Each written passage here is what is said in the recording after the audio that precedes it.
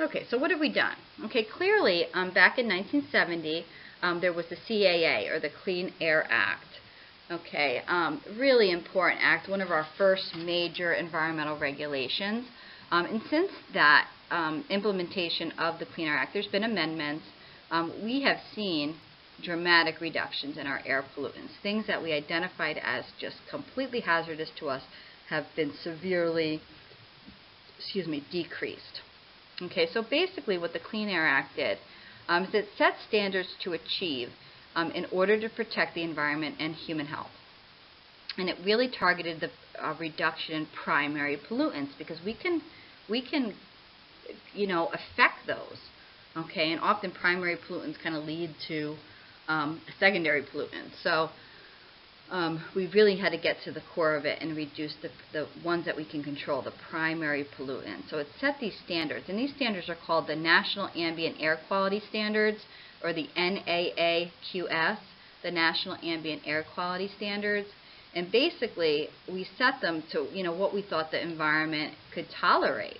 Okay, basically, what can the environment tolerate, and let's even reduce it even farther to make sure that we are being safe.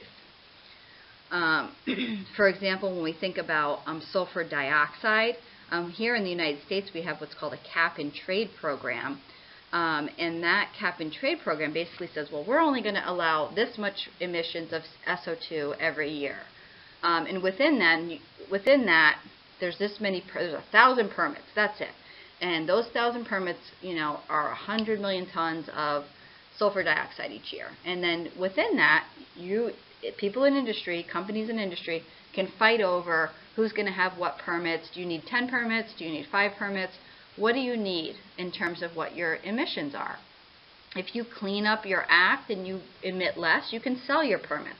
But we're only going to allow 1,000 of them. Okay, in that way, it says this is the max we're going to allow and not one bit above that. Okay, and this is as much as you can do with, you have to all work within that umbrella. Okay, within that cap. And within that, you can trade your permits and do whatever you want with them and sell them and everything. But as a country, we are not going to emit above this cap. Okay, and that's how cap and trade works. And there's been talks about doing cap and trade for carbon emissions, but there's a lot of challenges to that. Okay, so you can see for carbon monoxide down 62%. We see nitrogen oxide significantly impacted, VOCs, cleaner burning gasoline in our cars, sulfur dioxide cleaner from our coal-fired power plants. We don't see smog events like we did back in the 40s and 50s. Particulate matter way down, better ways of burning cleaner, and certainly lead, by getting it out of our materials, getting out of our gasoline, getting it out of our paint, has pretty much eradicated it. We don't want any kind of exposure to that at all, even in low amounts here in the United States, so really, or anywhere around the world. But our regulations clearly just affect us. So you can see significant reduction. So we don't see those types of events that we used to see in the past. As I said on the previous slide, the Clean Air Act has made significant changes in the air quality around the country. And when you look at some major cities, generally speaking, we see improvements over time. Obviously, there's going to be year-to-year fluctuations, but generally speaking, we see a decrease in recent years related to air pollutants. And with the current regulations, if they remain as they are, we should see improvement over time, especially with better fuel efficiency, certainly cleaner fuels, all of those contributors that really help to clean up our air, switching away from our coal-fired power plants, cleaning those up, using better scrubbers. All of those things can contribute to better air quality. Okay, finally, I just wanted to show you a little bit about kind of what scrubber technology does. You can see that basically in number one there, any kind of air that's coming out of our factories, okay, when we're burning our coal-fired power plants, for example, the air goes up into the flue, okay, and obviously it's going to rise, so it's going to come into the flue and rise, and you'll see that there there's this shower mist coming out of these spray nozzles that basically traps pollutants and particulates and brings it down into kind of that pool that's at the bottom. Okay, that water with the pollutants comes down through the tube and is taken care of as a sludge. Any good clean water is reused through the process, but the idea is that the particulates and the pollutants will be trapped by the spray, the chemically treated air, the chemically treated mist, and it will be coming down to that dirty water tank, drained and cleaned, and the clean water goes back up. Any kind of material that's collected, any of the pollutants are treated as sludge and hazardous waste, so they have to be disposed of specially. But the idea is we'd rather have it there than up into the air. So you'll see that purified air that goes up and out into the atmosphere. Scrubber technology has greatly improved air quality. When we think about burning coal, we think about sulfur dioxide emissions, or SO2. We know that sulfur dioxide is a big contributor to acid deposition because in the atmosphere, sulfur dioxide chemically reacts and turns into sulfuric acid that then redeposits itself on Earth. We have seen a tremendous improvement in recent decades related to the Clean Air Act, the better scrubber technology, the cap-and-trade system, as it relates to sulfur dioxide. Sulfur dioxide is dealt with in a different way than a lot of our other air pollutants. It is dealt with in terms of cap-and-trade. And what cap-and-trade means is that basically we don't want to emit more than a certain amount every year here in the United States.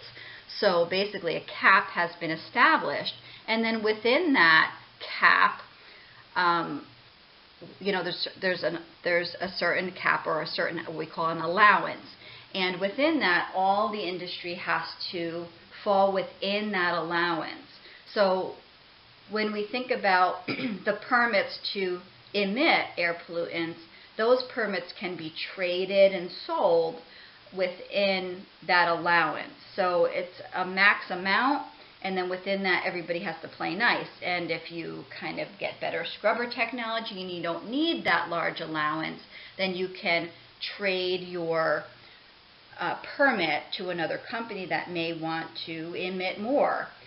Certainly proponents of this say, hey, at least we're only going to have a max amount, and we can hopefully over time lower that cap. But certainly opponents say, well, why is that good enough? You know, shouldn't we just, you know, should we allow that much to be emitted? So it is a pretty controversial way to regulate sulfur dioxide. There's been proposals to put cap and trade on carbon emissions or a carbon tax. So we aren't exactly there yet with that, but we do still regulate this one specific air pollutant through this mechanism. And it is successful, has been successful. Our cars are a lot more efficient today. They burn fuel more efficiently. We have now the catalytic converter that cleans up that air before it's emitted from our tailpipes. So things have changed significantly. When we look at old movies and we see big, you know, blasts of black smoke coming out of cars, we just don't see that the same today as we used to because of the catalytic converter. It was a huge invention that has really reduced our motor vehicle emissions. It's tremendous.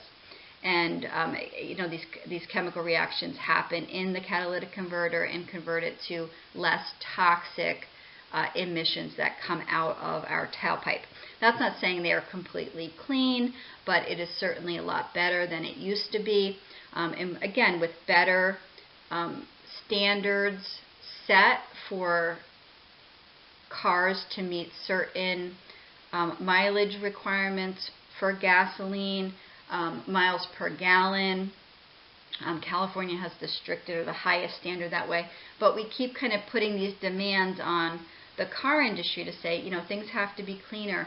We have to more efficiently use our fuels and our engines. And we've kind of pushed, our government has pushed industry a little bit, and that has caused industry to react and produce these vehicles that are much more efficient and cleaner. And we have seen a significant increase, or I should say a significant decrease in these emissions because of these innovations. Okay, they've been tremendous. Earlier we talked about ozone and the concerns certainly in Mexico City and Los Angeles here in the United States. Tropospheric ozone is a big problem because it is a real health concern for people who are elderly, young, have asthma, other respiratory problems. And we've seen a decrease in it. Now, certainly, Los Angeles struggles to meet the standard because, we said their topography really traps those gases there. It doesn't rain very much. It's very dry. It's hot. There's just a lot that contribute to this ozone formation. There's a lot of vehicles. The public transportation system isn't that great. So there's a lot of vehicles on the road. And all of that kind of comes together and contributes to this high ozone in that area. They really struggle there to try to meet the standards set by our federal government.